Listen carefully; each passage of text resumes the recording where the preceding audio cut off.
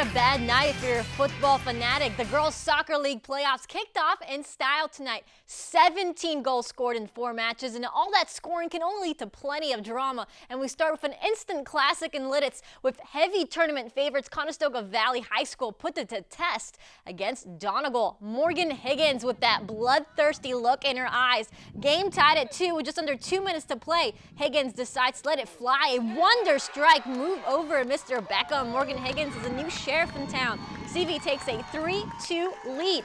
But the Indians will not give up. A streaking Elizabeth Mumau gets onto the ball, gets taken out by the keeper, but the ball pops up, and Kristen Starkturek taps it in with just 36 seconds left on the clock.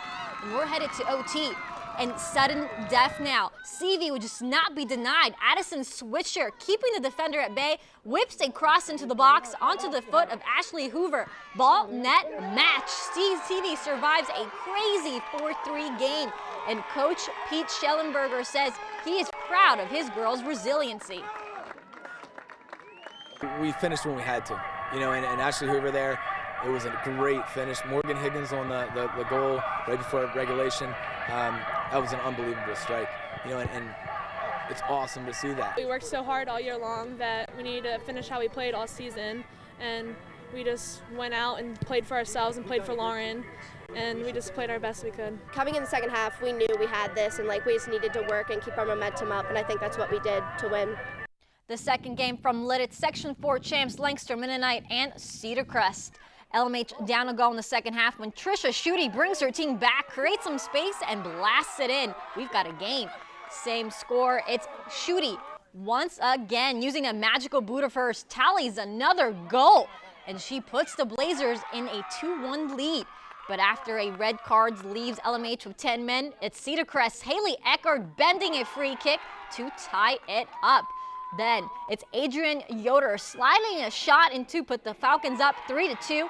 Game ends that way. Cedar Crest shocks LMH and will now face Conestoga Valley on Thursday night. Well, to Comet Field, where Cocalico squaring off against Warwick this evening. A scoreless first half, but then the Warriors come to life. Take a look. A nice cross inside the box, and Brittany Hasson sends it up and over the keeper. Kristen Boyer, no chance. Warwick lead 1-0. Hasson gets a little knock there, but she does continue the match, and she doesn't seem to let that knock get to her. Hasson this time with the cross herself to Tori Kramer down the right flank, who sidesteps what looks to be a cross, but it sneaks inside the goal. Boyer completely caught off guard. The Warriors with a 2-0 lead, and that's how it stays. The Warriors with the upset tonight. They're through to the semifinals to survive another day, and Coach Mike Logan can only high praise for his back four and his team. Just gelled so well and come together, and they're tough. They're tough on the headers. They're tough in the air.